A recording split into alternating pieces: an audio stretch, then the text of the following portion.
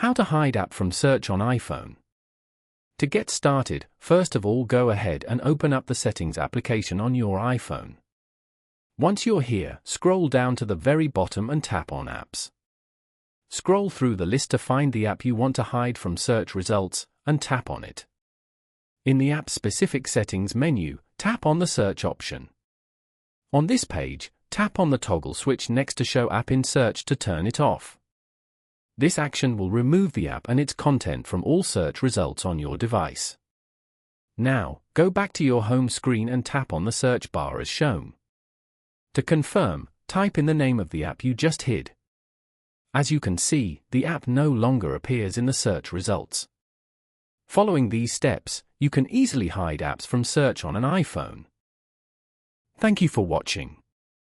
Please leave a like if this tutorial helped you, or leave a comment below if you have any questions related to the video.